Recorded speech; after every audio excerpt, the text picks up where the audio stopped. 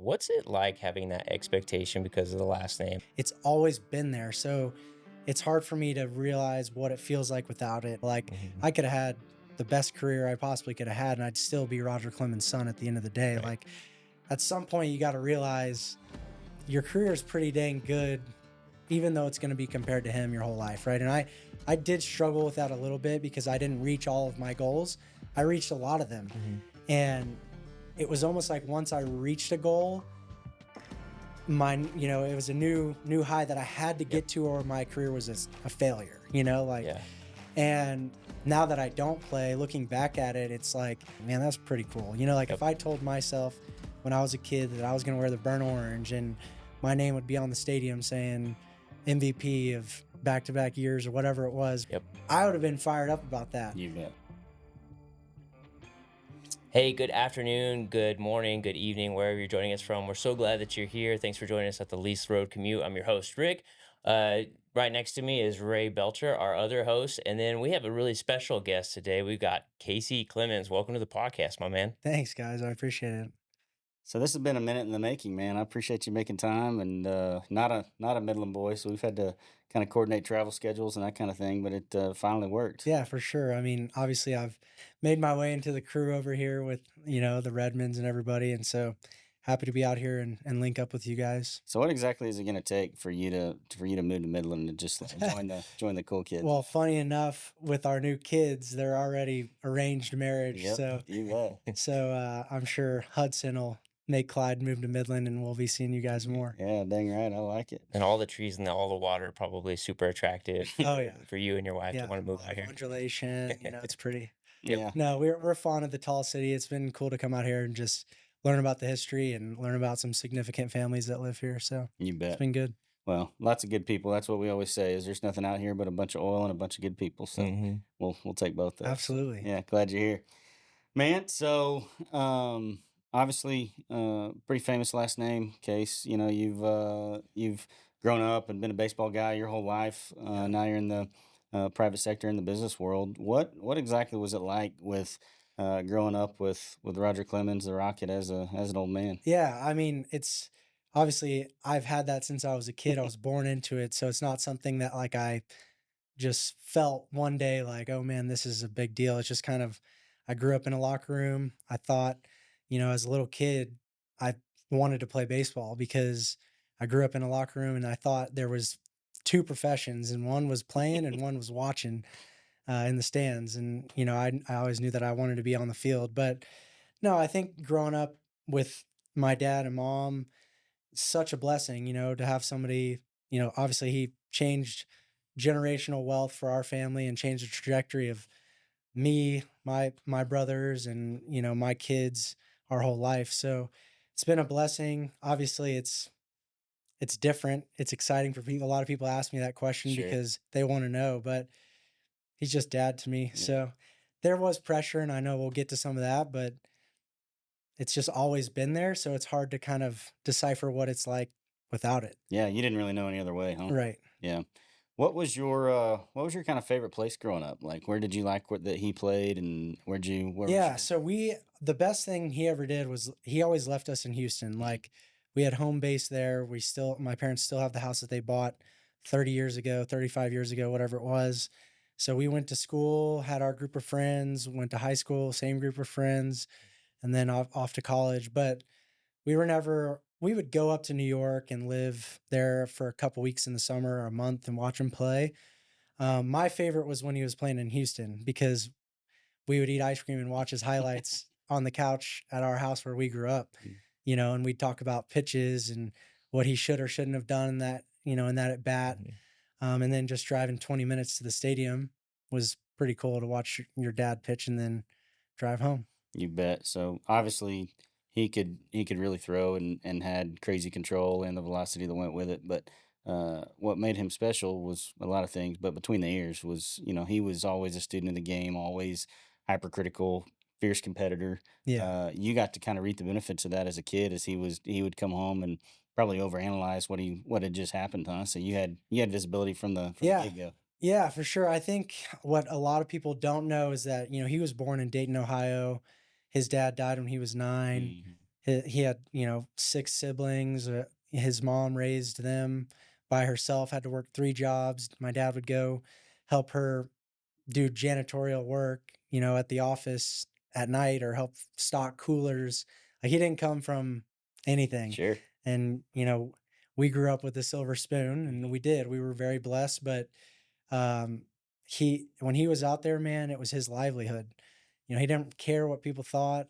He just knew that he wanted to put food on the table for us. And as you can tell, he was, he got a lot of heat for a lot of different things, like it was his job. And when he walked between the white lines, it was, he always says his mom used to put $100 in his jeans when he'd go out to pitch in a little league game and said, I can't afford to lose that 100. And that kid in the box is trying to take it from you. Mm. Wow. So he's been pitching with kind of that mindset his whole life. And that's why he's one of the greatest ever. I love that. Yeah, that's awesome. Yeah.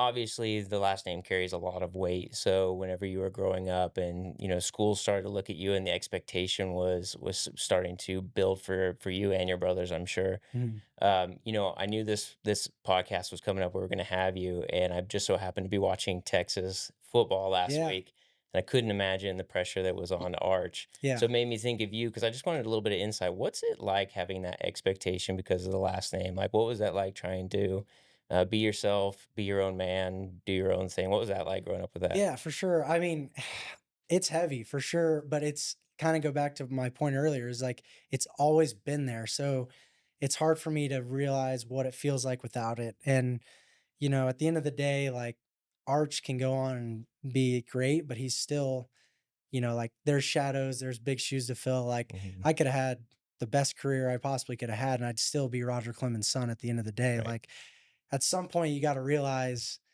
your career is pretty dang good, even though it's going to be compared to him your whole life, right? And I did struggle with that a little bit because I didn't reach all of my goals. I reached a lot of them, Mhm. and it was almost like once I reached a goal, it was a new high that I had to Yep. get to, or my career was a failure. Like, Yeah. and now that I don't play, looking back at it, it's like I sit down and I kind of think about my career as a whole, and I'm like, man, that's pretty cool. Like Yep. if I told myself when I was a kid that I was going to wear the burnt orange and my name would be on the stadium saying MVP of back-to-back years or whatever it was when I was junior, senior in high or in college, Yep. I would have been fired up about that. You bet. But it wasn't cool to me because I didn't do all the things I wanted during my career. But after the fact, looking back, it's I'm proud of it. Now as far as like just reaching up to the hype and the pressure of going out and playing, like Arch going out his first game and everything speeds up on you, all that stuff. Like it's funny because guys on the scouting report will be 90 to 93. And when I step in the box, he's 95, Mhm. and that's just how it is. You're going to get everybody's best because they want to go home and say, hey, I punched out Rogers' kid Yep. or whatever. And it could be an umpire calling a pitch on the corner Yep. that's off the plate, a strike, because he wants to say he rung me up. You Yep. never know.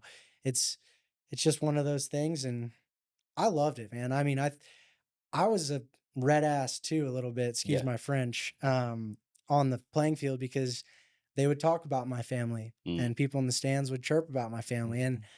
Ray, I'm a very even keel, low key, just chill guy, but once I tip over, it's I've showed my backside a few times on the field because let the emotions get the best of me, but it's my family. So You bet. Sure.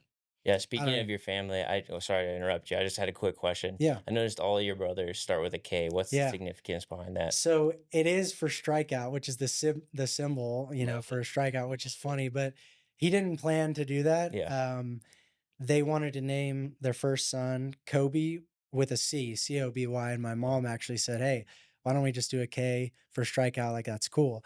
And then they decided they wanted to name the second boy Corey, and they were like, "Well, we might as well do another K." And then after that, it was Game all on. Can't all go game back. on Yeah. from there. So And yeah. Cody is still playing, right? Yep. He's with the Twins now, huh? Yep, Cody's with the Twins. He was with the Phillies earlier this year and then got traded. Mhm. He's doing well, and Yeah, went deep as we yeah, as we went deep speak. just a little bit earlier as soon as we 26 walked in here. So Actually his furthest home run of his career.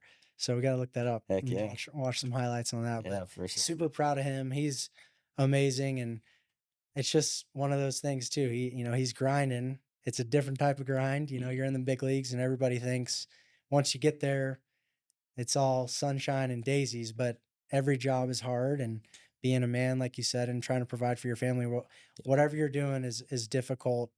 Granted, he's getting paid a lot of money to play a game, Mhm. but there's a lot that comes with it. You So bet. super proud of him. Obviously, we're in the heart of West Texas, but it's whenever he got moved over, it gave me a reason to kind of pay attention to the Minnesota Twins. We don't get a lot of Twins highlights down here. For sure. And then my nephew actually signed with them after the amateur draft this year. Ian Doherty, he was catching up at Oklahoma State. So now I've got a couple of reasons to be. Heck We have yeah. more Twins gear in the closet today than I Absolutely. have ever in my life. But yeah, I think you kind of hit on something that was interesting to me. I think that you talked about you would hit a goal and you'd get satisfied for half a second and you're on to the next thing. Yeah. And I think that translates to, I think a lot of guys that are listening to us, I think that translates to life. It's like, man, if I only had that next position, or if I only had this girl as a wife, or if I only had, this pickup or something, it's like whatever it is for you to go check that box off. It's difficult to be happy and content at the same time, if that makes sense. If you mentioned that's something that you went back, or as you look back, you maybe wish you could have played that a little different, appreciated it a little more at the time. What would you say to guys that find themselves in that mindset where they're just a little bit discontent and having a hard time appreciating what they have when they have it? For sure. This is like one of my favorite topics because I would change the way I went to the field every day, being in the middle of nowhere playing minor league ball, just a little bit with my attitude and how I approached the privilege that it was to compete at the professional level, and knowing that not everybody gets to do that, Sure. you know. Um so and I always go back to my parents, right? Like they my dad accomplished everything possible that you could in the game, like 7 Cy Youngs, all these accolades, World Series championships. He wants more, like where do you draw the line, and looking at that for me as a ball player was like, what's going to satisfy me if that's, I'm seeing him at home every day. There's still pipes break, water break, have this amazing house, live in the best neighborhood, problems here, Mhm. storm comes through, roof, like Mm-hmm. it's just different problems. And I Sure. think the biggest thing to help out with the listeners that I would say is try to be as present as you can. And I think my child has made me more and more present every day because he's growing and I don't want to miss him growing, Yeah. But life is so fast. It goes by quickly, and I think you just have to be super present and enjoy the wins, enjoy the losses, just learn from everything, try to be present. That's it, cuz it's going to fly by. And in baseball, like I was failing 70% of the time. So that's like kind of that little downward spiral that you go in sports that are difficult, where you think you're not doing anything good at all. Mm, And in reality, there's probably a lot good happen if you just turn your mind to it. that's good. So that's what I would say. I try to just be super present now and enjoy everything.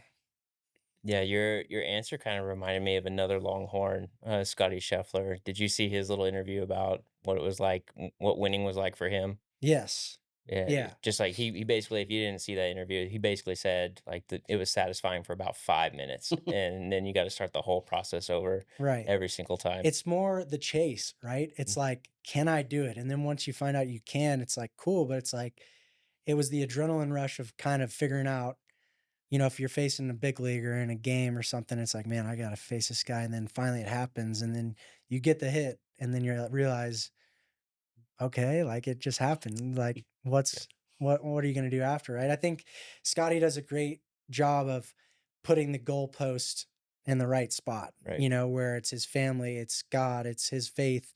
And those are things that you can cement your life in that'll never change. Right. Hmm. And that's where I think everyone has to have that pillar, whether, for me, Bailey is such a rock in my life, my wife, and I think those are the things that every single day you have to rely on because your job, work, everything ebbs and flows. You never know what's going to happen, but you know what you can go home to. You know, you can have your faith. Yep. You know, you can have those hard conversations with your wife and just figure it out, because you two are together. That's it. Just Yeah. be present there and everything Mhm. else will kind of follow through, I think. Yeah, that's Yeah, good. that's a good answer. So as you were kind of ending the end of your baseball career and decided you were going to kind of jump in and try your hand at some business, I've gotten to walk through a couple of deals. We haven't gotten anything to the finish line yet, but Yeah, we will at some point. But it's obvious you're pretty savvy on that side. You're good I at it. You appreciate it. enjoy it. You bet. And uh, you know. How'd you figure out this is kind of what you wanted to do? Like, at what point did that kind of begin to take shape for you? Yeah, this is a funny topic. I think I've always had like an entrepreneurial kind of like I've always been super interested in business and like my mom always says when I was, 6 or 7 years old, I said I want to be I told her I wanted to play in the big leagues. I wanted to be on Broadway and I wanted to be a CEO when I Yeah. was like 7 or 8 years old. Yeah. She was like, "Man, that's a lot." Yeah, you're gonna be busy That's too. yeah, Yeah. we'll see how that shakes out. But I think that just speaks to like, you know, I had been super interested into that at a young age, and I even got in trouble from my agent when I was at Texas because my junior year had a pretty good year. It was pro day, and they were having meetings up in the suites with all the teams, and I had a few meetings. And I went up there and met with one of the teams, and for the first like 30 minutes, we talked about a business that I was going to be opening in Austin before my senior year. And they left and they called my agent and they were like, this kid just wants to do other things. And my agent called me and was like, get your butt back in there and tell him all you do is want to see ball, hit ball, and you love baseball, and it's the only thing you want to do in your whole life. I was like, man, I really jacked that up, Yeah, like, that's but I was funny. just talking about things that interested me. Sure. Sure. Not that I didn't love baseball and want to play it, I did. But I always had aspirations to do things after the game. And I was fortunate enough to kind of get into investing my freshman, sophomore year of college.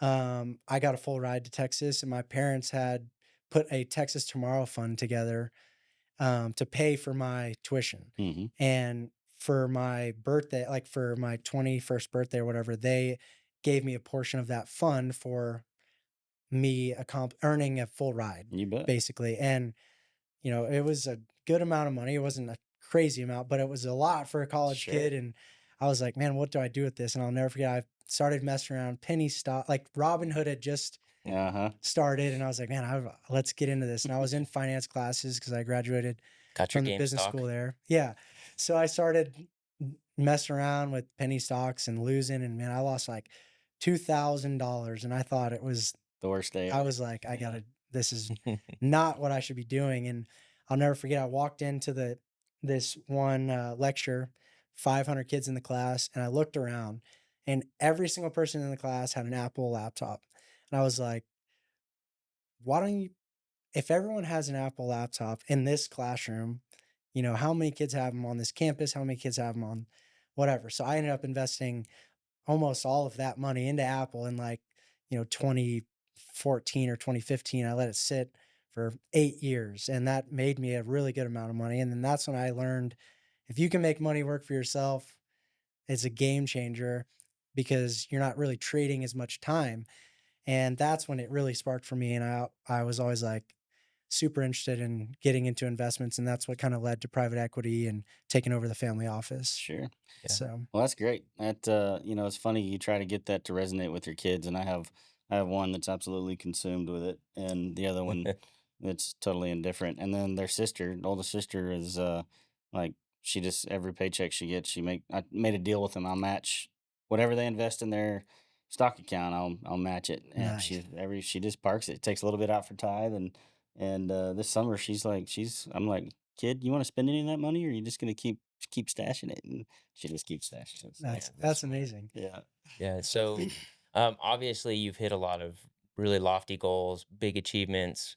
What we have a lot of young dads that listen to what we're doing. So, what was it that your parents instilled in you that you're trying to instill into your son to kind of create this discipline and this work ethic that you've seen work well in your life? What's that kind of look like? Yeah, I mean, I think athletics and sports plays a huge part in it, and I think, that's what I think all kids should play as many sports as possible until they decide that's what they want to do or not. But I think just sports in general ingrains such a you have to have discipline, you have to have work ethic, you have to have all those Mhm. things to be successful.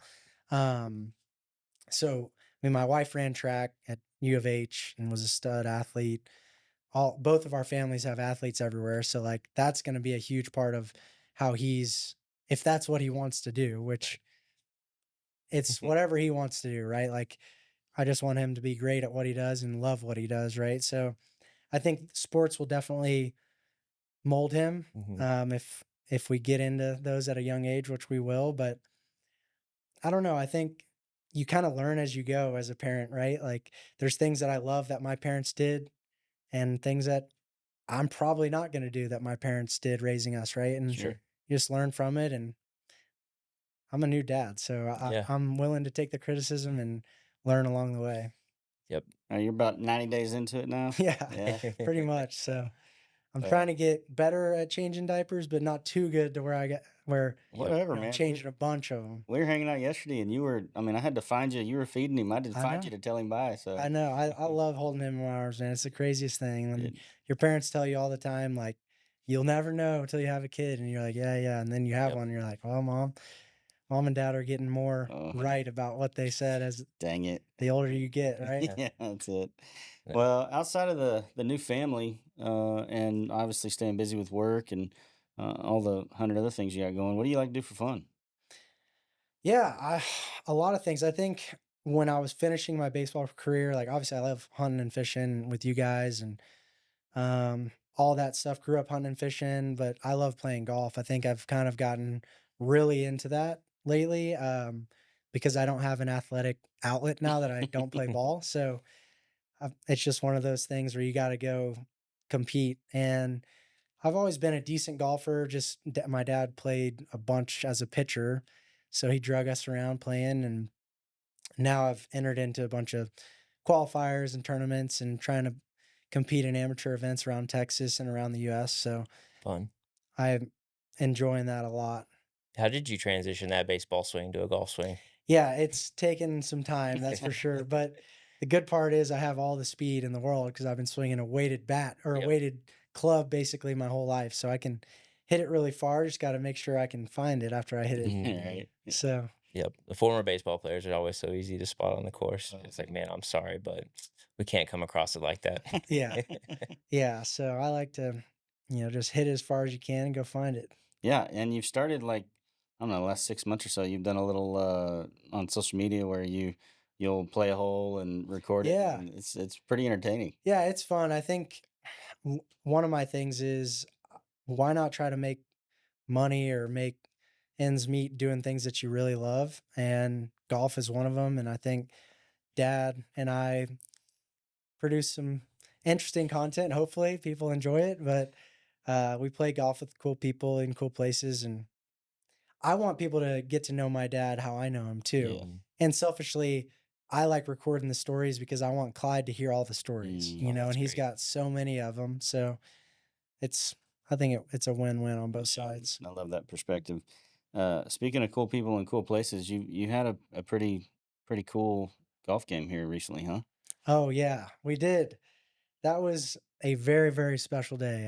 I mean, I'm sure you're referring to playing with the president. Yes, sir. Um, that happened very quickly, and we were on a plane to Washington, D.C. about as soon as he hung up the phone with my dad. He just, not every day you get a phone call from the president, and he just said, if you and your son want to come play, I'm available tomorrow morning. And so we got there as quick as we could, and I've never seen such a choreographed day in my whole life. Yep. There was so many Secret Service people and Hmm. just making sure everything was completely safe, and it was a blast. Got to eat Yeah. breakfast with them and play, and then I ate some lunch, and it was awesome. Yep. What? I gotta ask, what's it like Yeah. playing golf with Trump? Yeah, it's pretty much how you think it would be, right? Like I was not I mean there I was nervous, not for the golf part, but more like there's 40 guys who are 6'6", 230, 260, just ripped Nothing but linebackers all around with you.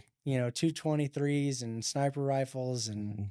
everywhere. I was just like, man, I just don't want to take a step out of Yeah. place and get tackled. Uh-huh. But it was awesome. I think once we got underway, he was so calming for us because he's the most powerful man in the world, and Sure. he's just there eating a Milky Way and having a Coke and Mm. playing golf. How'd And you play? I played really well, actually. My Trump and I took on my dad and the club pro, which was Oh, great. that's awesome. And I birdied 17 to go up one, and then the club pro birdied 18 to tie it. So I was like, you know what? This is fine. Yeah, he'll take that. I'll take a push and no blood, and we'll move on. And But it he's was a he's a blast. pretty good player. He is. I mean, you're gonna see everybody talk about what they want to talk about on the news, Sure. as y'all know, but he is very articulate, very with it. We talked about a lot of different topics. He's as when they say he's in bad shape, he looked great to me. He put a tee in the ground, put his ball on the tee, hit 13 out of 14 fairways, Mm. was making putts. He comes over the top of it and hits this little cut every time. And it's repeatable. And I'll say that's the old man carts, golf. the carts are going 45 miles an hour. A governor's taking off. Everybody's in their own cart. There was about 25 golf carts on the hole. And we played about 8 holes in 25 minutes. It seemed like it was no practice swings, just let's go. Getting after it. It's So amazing. How was the conversation like? Would it happen pretty organically, or was it? yeah, so he's known my dad for a long time. Obviously, he Okay. was prevalent in New York Sure. a lot when my dad was playing in the Northeast. And don't get in a trivia match with sports with him. He knows more than I do, and more than my dad knew about his own stats. But he loves my dad, and they talked a lot about his time in New York. And really, that's most of the conversation was about sports and things that he probably doesn't get to talk about every day, with his busy schedule. But it was like clockwork, all the stuff he was getting done, phone calls. I mean, he got more done in 6 hours than I've ever seen anybody get done. No, that's awesome. How It's busy was crazy. your phone after that? Very. Yeah, I was a little bit afraid to post anything about it because I was like, it's the president, Right. so, but he had no problem with us taking pictures and videos, and we had a professional photographer out there taking pictures, so it was pretty cool. It's one thing to play golf with a president, but to play golf with the sitting president is a totally different deal. Like it's his course is right on the Potomac River. There was 10 police boats in the water, just like looking. They're trying to. There's no funny business going on. I'll Sure. tell you that. Did it make it difficult at all just to put your head down and play golf? Yeah, for sure. I will say there's something to not thinking and just getting up and Mm. hitting the ball because I played amazing and I didn't have time to even think about the shot. I There you go. just aim and shot, like because we were trying to. I was just trying to keep up pace of play and stay out of the way. Mhm. So it was fun. It was pretty nerve wracking early on, but once we got going, I had a couple birdies in the first 4 holes. So then it was pretty good. You were off and running. Well, that's fun, man. Incredible opportunities, and stoked for you to get to do that. Yeah. With the fun stuff and with the demands of new dad life, and then obviously you still got a day job that you devote a bunch of attention to as well. Like, how do you find yourself balancing all that and giving everything kind of the proper attention that it deserves? Yeah, it's hard, Hmm. right? I mean, I think that's a good question for anybody. I think that's kind of something that's ever changing, right? I don't know if you really ever figure it out. Um, I always refer back to my dad because I feel like he's accomplished everything, but he's still searching for his passion after accomplishing Sure. everything. So I always put that in my own perspective when I'm trying to accomplish my things because it's like when I put a lot of pressure onto something, I have to get this done. Do you really? Hmm. Is it going to make you feel that much better? Is it going to make your life feel accomplished? And it's not, Hmm. and I think that's where you find a balance when you find the perspective, right? When this deal is the only thing important, is it? Right. Can you sit back and take a deep breath and look at your kid and be present while you feed them or while you're talking to your wife at dinner? Can you actually flip your phone over and be present? Because those are the things that matter. Hmm. I saw a video like on social media, and it was basically saying it was like a, not an old folks home or something like that. And they were talking about like, I love listening to what you would do, 80, You bet. 50, 60 years ago. What would you tell yourself? And like they were like, I wouldn't care about the house being messy, wouldn't care about nothing. I would just sit there and look at my kids. Like Mhm. it's the only thing that matters, right? And it's so hard because we're men and we want to put food on the table for our kids, our family. We want to accomplish these things because it's in our DNA. That's who we are. I mean, how I feel like, You bet. as an alpha personality, you want to accomplish a lot of things to prove what? Yeah, prove to yourself that you can do them. But at the end of the day, it's really about your relationships and people you love, That's really good, Case. so that's how I kind of try to balance everything. I'm not good at it, but I Mhm. think taking a deep breath and thinking about the perspective is how you balance it out. Yeah, Yeah, I I think feel like it's something you're always going to be working on. Um, Going back to kind of talking just a little bit about your family office fund. What's been the funnest thing about working with that? Yeah, it's been, I mean, it was super difficult to dive into the family office. So my dad was all like at the end of my career, the last 2 or 3 years, it just kind of hit me like a brick wall because almost every conversation that my dad and I had, and he'd come in and watch me play and come in and watch me play, we'd go play golf and or whatever on an off day. And at some point it would come up where he was like, somebody's gonna have to take this over. And I'm tired of it. I want somebody in the family to do it. And I was the only finance kid out of the boys. And at first I was like, yeah, yeah, yeah, yeah. And then like by the fifth or sixth time that he brought it up, I was like, dude, I'm gonna have to do this. Like, and then you it wasn't got really kind of, asking. yeah, then it got real. And then I, tried to utilize all my resources and my network to be like, look, how do I do this? Like going to class, business class is one thing, but running a family office is another. Yeah. And I thought it would take me 4 to 6 months to kind of get my arms wrapped around it. And I'm still getting my arms wrapped around it. Right. Yep. And it's been just over a year and a half or almost 2 years. I started my company alongside of it because of the opportunities that my dad gets. Obviously, he gets a ton of deal flow, and 95 to 99% of it is what you would think it is, kind of typical stuff around wherever. Obviously, being in Texas, it's a lot of real estate, a lot of oil and gas, because that's what's prevalent down there. But 1% of it is like super cool NIL based stuff where people Oh, want cool. dad in the deal for some reason, or we get a valuation edge because of his NIL or our family, those kind of things Okay. that no one else sees. And so that's kind of where I was like, if people want access to that, maybe I can start a company around it. And we were pretty successful on the first go round. And that's when it kind of opened my eyes and I was like, I think we have something here. So that's kind of how that all got going. One Well, thing I love about the way that you kind of are attacking life at the moment is just having known you. You're not a greedy person. It's not all about the money for you. No project is. You don't just look up and see dollar signs, but you find a way to monetize a lot of things. Whether it's your golf videos on For sure. social For media, sure. or it's just like if you're doing something, why not make it into a? It's Yeah, that entrepreneurial business mentality you've had since you're a kid, huh? absolutely. So, man, there's so many irons in the fire now, and they just keep, like you said, I just keep kind of finding a way to get myself into something else when in reality I don't have the time as much. So that goes back to the balance stuff. Hmm. But yeah, like my dad's agents have kind of retired, and so you know, he basically was like, if you can find me some deals or find me some appearances, I'll give you a kickback on that. So like, there's just a lot of stuff that goes together. The biggest thing of it for me is I want to do what I love.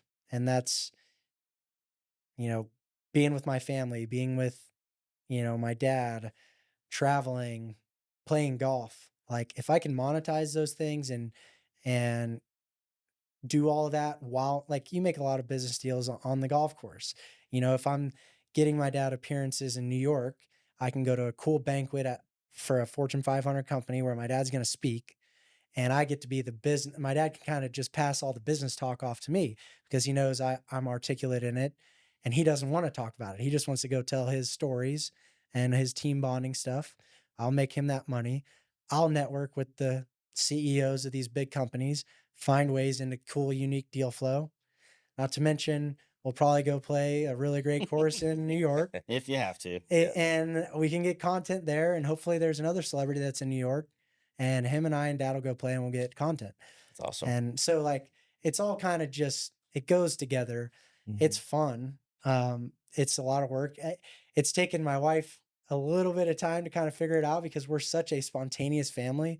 We've had to be, because all we've done for 24 years is change our plans. Yep. We always say the only thing for certain is uncertainty, because one day you're flying to a city to go watch somebody play, and somebody gets traded. Mhm. I get called up, down, around. It's a mess. So she's going with the flow now, and Clyde's been born into it. So Yeah, you guys just took a 6-week-old to to New City, York, huh? I know it's been we not a lot of grass grows under our feet, but I will go pick a different job if I have to one day. But I'm trying to make what I want to do work so that I can live like that. You bet. And I want to be around my family as much as possible, because in reality, like I said, that's what really matters. So spending as much time with them as I can is super important to me. It's awesome. Well, we're cheering for you on that front for sure. Your your deal flow is a bunch. Like, you have stuff come across your desk all the time, and like you said, some of it's really cool. The other 99% that is the mundane, just typical kind of deal stuff. How do you choose what to go chase and what to kind of kick the can on or pass altogether? Yeah, so it kind of goes into two buckets. So the family office is one thing. That is not my money. That is my parents' money. It's their decision on what they want to do. I will present whatever we get to them, and I kind of work with the strategy stuff, so I have some say in it. But that's been kind of turning and turning, because Dad went from a lot of cash flow coming in with his money from baseball, so investing in very stationary, you know, almost zero risk Hmm. investments, to now it's kind of got a turn where it's like, okay, now he's not making as much. Where can we find some spots to get some cash flow in to work around his lifestyle, Sure. right? My company, we still use the deal flow that the family office gets, but we get to kind of decide on what we pick and choose out of there. One thing that is 100% for certain for us is any deal that we do, we will be personally invested in, because I don't think it makes sense for me to bring you a deal that I'm like, hey, I'm going to pass on this, but I think you should invest in it. Sure. I think that's wrong. But it all really depends. I think my company's been built. I want to build a brand that is, when I call somebody and say we found a deal, I want them to, they don't even care to hear about what it is, because that's how precise we are on finding the specific deals for our company. And it's unique, it's valuation edge, or it's closed. Not everybody has access to Sure. this. So those three buckets are kind of, those almost weed out 90% of the deals immediately, because if everyone has access to it, then why is it unique for us? Sure. It could be a great deal. It could be a deal that makes you money, but it's not our deal. Hmm. Um, is there a valuation edge? Am I getting, when I put my money in, is it, am I getting a better return immediately than everybody else coming in? Are they coming in at this amount and we get to come in at the price of inception Sure. because of NIL, or because we can bring in more dollars, or whatever it may be? Those are the kind of things that we are very, very strict on. And the bucket of deals that fall into those is not very many. Um, we've been a business for a year and a half, and we've done two deals, so we're very picky, but that's how I want it to be. Hmm. The last thing I want to do is bring my family, friends, or people that I know into a deal that even has a chance to flop. Sure. Unless that's another thing too, is I'm gonna we've worked a lot this year to understand our investors more, because I know a lot of guys who say, "Hey man, I don't really care. if this is 50-50, I just want a chance at a 10x. You bet. Okay, well, I can go find you those deals, but I don't want to lose our friendship when it flops. That's it. So my dad and my family has built a reputation for a long time. That's the last thing I'm going to do is put that in jeopardy. So Sure. And the financial world is kind of dog eat dog and similar to the competitive landscape of professional sports, I'm sure. But how has it been a struggle at all? Like, do you find yourself living in the gray, or how have you maintained your integrity along the way? Of like, man, I've really got to play this the right way. yeah, To your point, because if it doesn't go well, it's going to cost more than money. for sure. Well, I could do that now. I could go get as many dollars as I want and put them into as many deals as possible. But what does that say about me in 5 years when 30% of the deals are good? How am I going to how am I going to raise these dollars after that? I'm going to have to go find a whole nother group of people to spoof, right? Like, that's not who I Not am. sustainable either. Yeah, exactly. And that's not what I want to do. Sure. Um, I want everybody to win because I think it's funny how this whole conversation kind of meshes together, right? Like, it goes back to the balance, all that. Like, we live in a world where everybody wants to keep up with the Jones, Hmm. right? And I already came from that. I already know what it feels like to grow up and get whatever I want and how empty that is, right? And like, Bailey kind of gets on me because I sometimes I won't dress great or I don't wear the trendy stuff. And it's like, I don't really care, Hmm. like I don't need the freshest pair of boots. I got a pair of boots, like it's that stuff holds no value to me.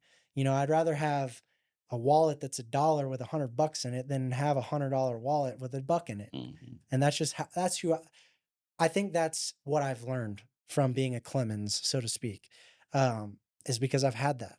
And so when it goes to your point of dog eat dog, integrity, trying to make all the money in the world, of course I want to make millions of dollars and eventually, fly private or go on trips everywhere. But at the end of the day, it's about your family. It's about enjoying your time. Hmm. It's it's such a balance of trying to figure out, okay, how bad do I want money versus I'm pretty we're all very well off Sure. right now. So why can't we all just congratulate each other on being already in the probably 1% of the world? We get to go eat. We don't worry about food. We don't worry about nothing. But everybody's all worked up all the time. Yep. Trying Why? to. Yeah. Makes no sense at all to Like, me. there's a ton of wisdom to that. I Yeah. mean, I just love that answer, and I love hearing it out of you, honestly. Because you're a guy that's pretty easy to cheer for, just in general. You're around you 5 seconds, and it's like I this guy appreciate it, doesn't man. suck. But when it when you've got the wisdom that seems to be coming with the means, with the talent, with all that together, like that's a fun thing to kind of watch, even from the outside. For So. sure. Well, we're obviously in Midland, Texas, and want to be protective of our listeners' time and yours as well. But where are you kind of seeing capital get deployed? Houston's a hot spot for oil and gas investment. Commodity price has been lower in the last 6 months, which Right. impacts maybe this community more than anywhere else in the domestic U.S. But where are you kind of seeing capital? What are the lead indicators for what 26 may look like and beyond? Yeah, I think I mean, no one has a crystal ball, right? But the main thing that we've been focusing on the past couple years is alternative investments. Obviously, you can invest in the stock market or other commodities or however you want to deploy your cash. But we've been focusing on alternatives, whether that's direct deals, one-off stuff like that. I think oil and gas is. I know it's been down a little bit, like you said, for the past 6 months or whatever, but I think the outlook over the next 5 years is really good. From the funds that we've done, we've been very aggressive buying, which is a good sign because that means it's low now, Hmm. where we can go on the aggressive and scoop up what we need so that in a few years, when it spikes back up, we'll have those assets to sell off. Sure. So, I mean, oil and gas is going to be here forever, right? People can shake it up and talk about different sources of energy, but look around us, Yeah. right? You guys see it firsthand being out here. So I've enjoyed learning more and more about oil and gas. I'm not an oil and gas guy at Sure. all. Um, but being out here and learning from you guys and trying to get more involved with it has been fun because it runs the world, right? Um, I think being balanced is always good. I think I'm a more higher risk. I'm more risk, like I like risk more because I'm younger. Hmm. It all obviously depends on your situation. My parents are the polar opposite, so we have a lot of conversations over different deals that come in and how they want to allocate their money and how I do, because I have time on my side. Sure. So I don't know. I think I will say the president. I did bring up, hey, you know what? Where should my money be going? And he's just a big stock market guy. I Hmm. think it's tough to go away from the S&P 500 over time. Sure. Um, I think the most important part for the listeners is whatever you can allocate, get it into something like that, an index fund, and then pick your spots if you're in oil and gas to go gamble on a few things, so to speak. If you're a younger guy and you've got some capital and you know some good people, that's probably my biggest point of emphasis is it really is about who you know. And a lot of our deal flow is when we sign on the dotted line to do something, it's somebody that we really trust and Sure. know, and they have a track record. So that's where we're starting on our fund as well. Is you're only as good as the first few deals you do. You So bet. Mhm. Yep. Well, we just needed to stay in that $65-$70 range. I think everybody's happy. So yeah, no, exactly, to your point. It's been a little scary, and the segment in general has taken kind of a beating, but there have been some real winners. I mean, some of them are across the street in the building that, I mean, there are spots for if you're sure. strategic and kind of understand what somebody's after, you can still go in even just on the stock side. Yeah. I'll say one more thing about that. And so the best part about our company, KJK Partners, is we find the best in class. They're the brains, right? I'm not a one of our deals is an oil and gas energy deal. Hmm. I am a finance guy. I didn't study petroleum engineering. I don't know one thing about fracking. I don't know one thing about any of all that. But I know who knows it. Hmm. That's what I think is a huge difference, right? I'm putting my money where the experts are. And I think that's something that everybody can learn from is you don't necessarily have to be the smartest guy in the world. Go surround yourself with people who are very successful in different areas, whether it's tech, whether it's oil and gas, whether it's the stock market, right? Go learn about that stuff and lean on those people to deploy your capital the right way.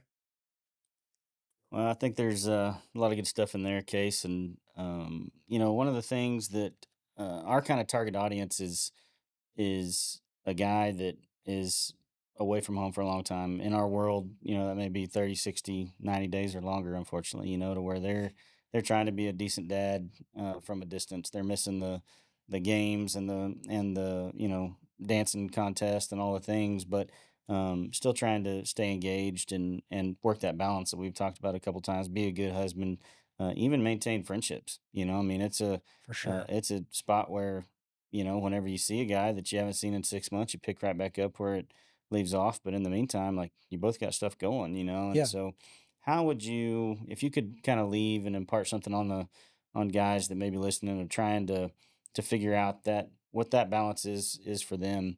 You mentioned staying present. You mentioned, controlling what you can control. There's a lot of variables out here that just none of us have control over, for you sure. know? I think it's super relatable to an athlete's lifestyle, right? Hmm.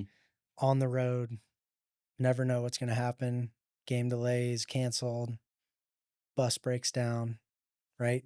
Your wife's coming out, flight gets canceled. Gotta just change all the time, Hmm. right? It's hard. It's a hard life. I mean, being the man that wants to put the food on the table, right? There's things that you just have to do. I I think we've repeated this 1,000 times. Balance, being present, all those things. I think it starts with communication. with your family. How can we be better? How can instead of and a lot of men and I'm one too is I keep a lot of things to myself. Mm-hmm. You know, I think a lot of guys swallow a lot of stress, a lot of anxiety so they don't put it on to their family and I think that's part of a good a good father, a good man who can just be the front which a lot of people don't see, Sure. including your wife, including your kids sometimes, and you just sit there and wear it. Mm-hmm. And then eventually once you talk about it, it comes spewing out of you, Mm-hmm. right?